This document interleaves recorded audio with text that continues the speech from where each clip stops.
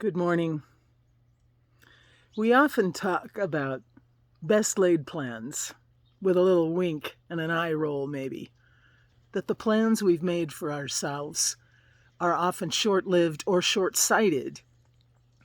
In fact, there's even a saying, right? If you tell God your plans, you can hear God laughing, or something like that.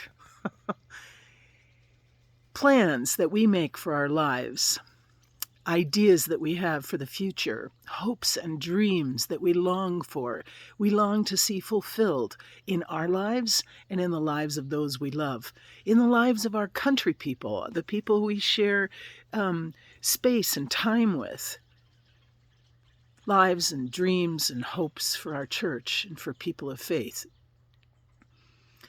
When we think about these plans, often they stew up inside our heads. Sometimes they're made in conjunction with others, but most of the time they come from thoughts and ideas that we have on our own. And perhaps that's where that funny saying about God laughing at our plans came from. Honestly, I don't think God is laughing at our plans. God doesn't take some kind of wicked satisfaction out of seeing the plans that we make crash and burn, or the way we have to struggle to have some of those plans come to fruition. But I think the gap here is that we often make those plans without God.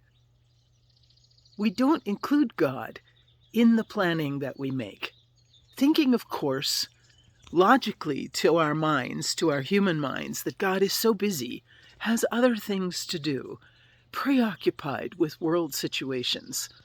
Why in the world would God have any interest or any time to offer for my small plan making, my small immediate projections for what I hope the day, the month, the week, the year will hold? And that's where we're wrong. That's why God never gives up on us. That's why there's always that conversation that goes on, God whispering gently in our ear, have you thought of this? Because I sure have. Have you considered this? Because I've been considering this for all eternity to share it with you. The partnership we have with the divine is a mysterious one, to be sure. It starts long before we're born, when we were that immediate thought, that dream of God in God's mind. God waits for all of eternity, for all of time, before God actually plants us on this earth. And there God begins to have a conversation where hopefully our ears and eyes are open. But God cannot plant seeds of what the future holds or how God has dreamt about our future unless we're listening. And if we make plans without the divine, then we're definitely not listening. And not just that we're not listening, it's not that we're dense or dull or uninterested. It's that actually God has all of the pieces of a plan that meld well together, that accomplish the end result that we have been longing for from the beginning as well. Our plans come from the plan of God. Every thought we have, every hope and dream we have, we don't have an original thought in our mind.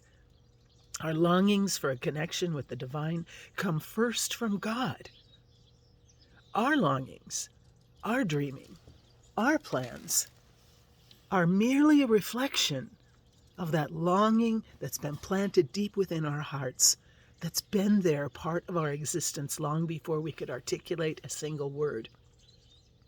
So when we say best laid plans, we can put all the money on the fact that God has the best laid plans, and not just like good medicine. Like God's plans, you better suck it up and swallow it down, and it's going to be fine because ultimately it'll be what God wants. No, because ultimately it will be what we want. Because the plan is the same. We just haven't tapped into the fullness of the plan through the love of God. So lean on the divine today. And when you make your plans, include God.